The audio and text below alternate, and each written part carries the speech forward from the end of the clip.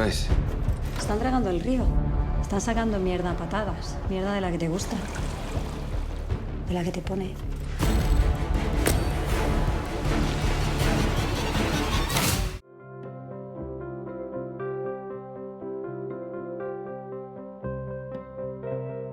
Yo venía a hacer una película con Mark Strong, que era Minds, que era un detective dentro de la memoria. Me pareció muy interesante seguir explorando este mundo del casi cine negro con un detective más terrenal.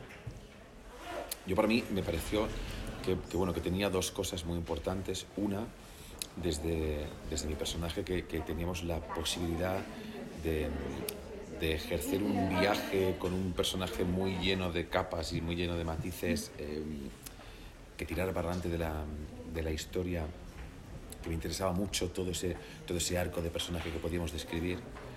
Y por otro lado, me parecía que trataba temas que la película no es que hable directamente de la trata, pero sí que está de forma presente, y la película se apoya en eso.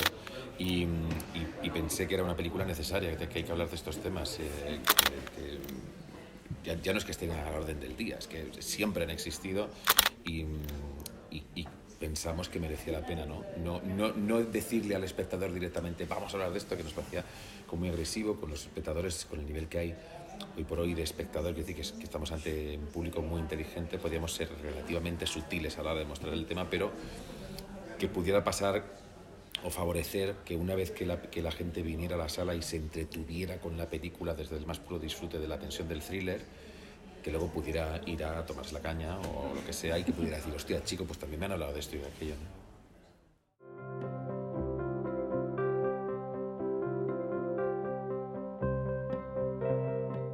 Es muy complicado porque es un tema, bueno, como cualquier elemento, digamos, problema del mundo, ¿no? Cómo consigues tratar el tema con verdad, o cómo, digamos, eres fiel a lo que está pasando.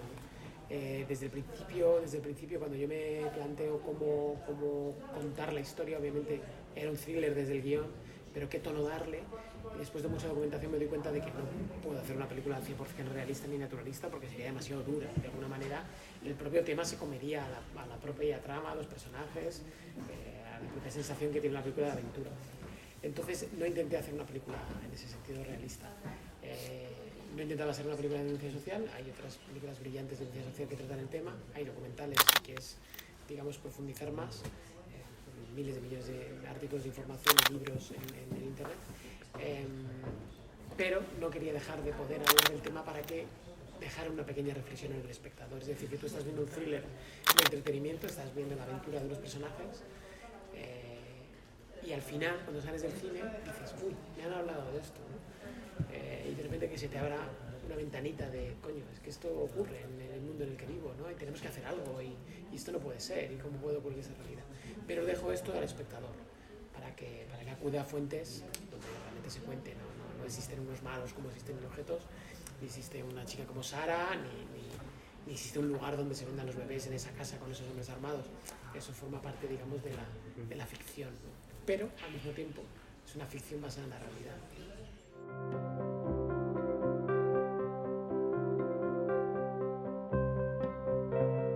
Oh, increíble. Yo me sorprendí mucho con el trabajo de arte, como decís vos, y me perdía entre tanto objeto y decir cómo una persona, primero como hay cosas que tienen que uno no se imagina, y cómo alguien puede perder eso. Nunca había estado personalmente en una oficina así, de objetos perdidos, y me parece súper interesante y a la gente le llama mucho la atención. Creo que por lo mismo, porque no es algo que tengamos al alcance de la mano. Creo que también todas esas localizaciones tan distintas, apoyadas también por un enorme trabajo del director de fotografía David Acereto, acaban de conformar tanto la historia como los personajes que estamos creando. Efectivamente, ese almacén de objetos perdidos en el que Mario vive en esa especie de sombra continua, que difícilmente sale a la luz, y si sale a la luz es una luz un poco cetrina también, ¿no?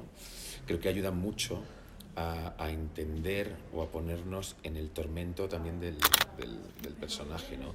Esas distintas etapas que van pasando en el personaje, que van poco a poco, como decíamos antes, abriendo esas capas, ¿no?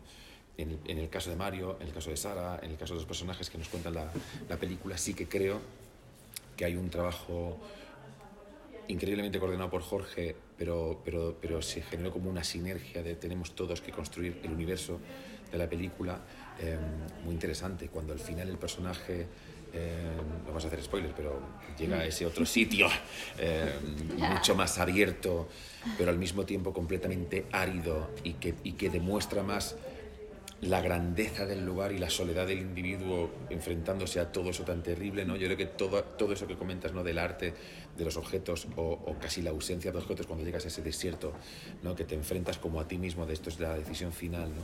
Creo que todo aporta para construir la película.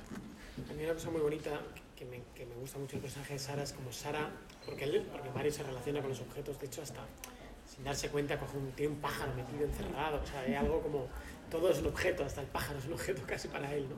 Que le cuida, pero al final lo tiene ahí encerrado. Y me gusta mucho cuando llega el personaje de Sara por primera vez a los objetos perdidos y lo primero que hace es abrir ventanas y dejar entrar la luz, ¿no? Y de repente todos esos objetos que aparecen son como la pérdida, como la inocencia perdida, como esa infancia abandonada. Hay una pequeña noria, hay unos globitos que están flotando que aparecen luego también en la parte final de la película. Ella también cuando toca el mono que toca un pequeño pianito o algo así, ¿no? Que de repente ya con esa sonrisa tierna, o sea, permitía a través de los objetos narrar ese viaje que hay de la oscuridad, porque son dos personajes un poco encerrados, hacia la luz, ¿no? Como de alguna manera los dos se ayudan a salir de esa luz. Y ahí los objetos, metafóricamente, muy sutilmente, están ahí como plantados todo el rato.